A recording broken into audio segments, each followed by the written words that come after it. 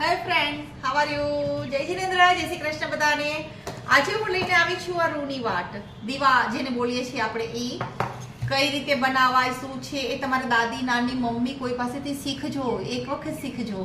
કેમ કે હવે તો બધું જ આ ટેકનોલોજી એવી બધી આવી ગઈ છે કે મશીનમાં બધું જ તૈયાર થઈને મળી જાય છે. એટલે આપણે શું કરવાનું કે ઘી અને કપૂર ભેગું કરી અને આપણે એને તૈયાર કરી એક ડબ્બામાં રાખી દઈએ છીએ. આમાં ઘી અને કપૂર મેં ગરમ કર્યું, ત્યાર પછી બધી જ આ વાટો એના અંદર બોળી અને પછી અહીંયા બધી રાખી છે.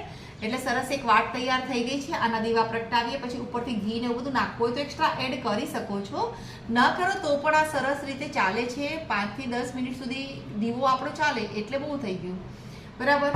તો આ એક સમય હતો કે જ્યારે આપણા દાદી, નાની, મમ્મી, બા બધા આવી વાટો ઘરે બનાવતા. રૂની ગઠરી લઈને બેસે ને, રૂની પૂણી બોલે, રૂની પૂણી લઈને એ લોકો બેસતા અને પછી આવી બધી વાટો બનાવતા.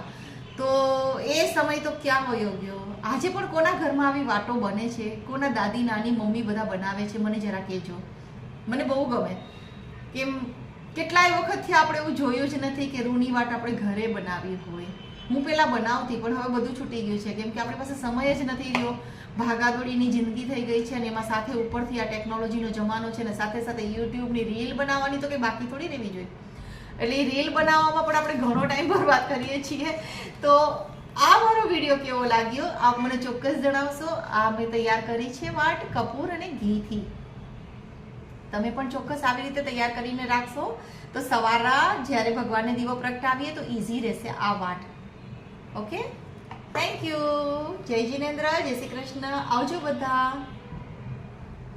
એક લાઈક જરૂર આપજો.